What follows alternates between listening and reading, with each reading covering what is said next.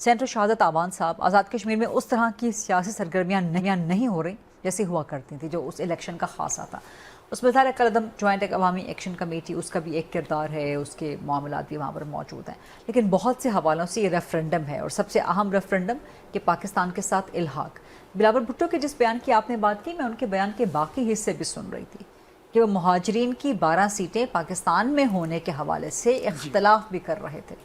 تو یہ سیاسی مقاصد کے لیے کیوں آپ الحاق پاکستان کے معاملے کو سیاسی مقاصد کے لیے کیوں استعمال کر رہے ہیں؟ دیکھیں، دو باتیں ہیں. پہلے تو آپ نے 2-3 کویسچن ایک ہی سوال کے اندر ڈال دی ہیں. پہلا تو آزاد کشمیر کا الیکشن ہے، تو ڈیفینیٹلی وہاں کا الیکشن اناؤنس ہوا ہے اور ایک پولیٹیکل پارٹی نے بائیکاٹ کر لیا، باقی اس کے بعد گورنمنٹ کی پارٹی ہے، وہاں کے لوگ ہیں، ہماری پولیٹیکل پارٹی ہے، مولانا فضل الرحمان صاحب ہیں.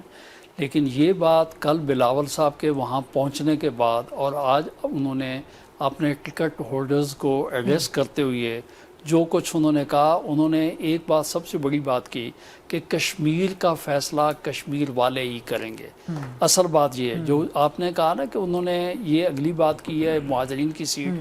انہوں نے یہ کہا کہ دیکھیں وہ مہاجرین جو اپنا گھر چھوڑ کر ادھر آ کے بسے ہیں، وہ وہاں پر اپنے علاقے میں جو بیٹھے ہیں ان سے بڑے کشمیری ہیں، تو ان مہاجرین کا فیصلہ مہاجرین نے کرنا ہے. آپ خود کشمیریوں نے، کیونکہ وہ کشمیری ہیں، آپ کشمیری ہیں، آپ نے فیصلہ کرنا ہے. چونکہ یہ بات ایک آئینی قانونی بات ہے. یہ پارلیمنٹ آپ کی کرے 12 کو 14 کر لے یا بالکل آپ ختم کر لیں، لیکن مہاجرین جو ہیں وہ بیچ میں شامل ہوں گے. آپ خود بیٹھ کے اتفاق رائے سے جو کچھ کریں گے، ہم اس کے اوپر کوئی دوسری بات نہیں کریں گے. نمبر 1.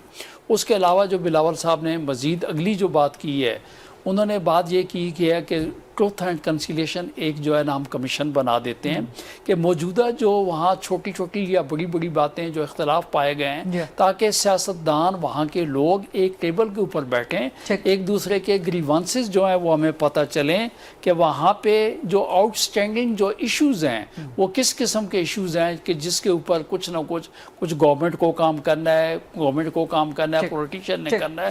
اس حوالے سے کیا. لیکن اگلی بات میں آپ کو آپ کے پروگرام میں جی بی کے لیے کہہ کے گیا تھا، آپ نے مجھے کہا تھا آپ کی پوزیشن جو ہے پی ایم ایل این کے بعد ہے.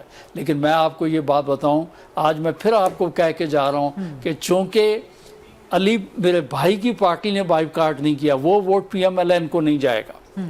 وہ میں آپ کو آج پہلے سے کہہ کے جا رہا ہوں کہ میں آپ کو گزارش یہ کر رہا ہوں کہ میں نے تو یہ کہا کہ پی ایم ایل این کو نہیں جائے گا.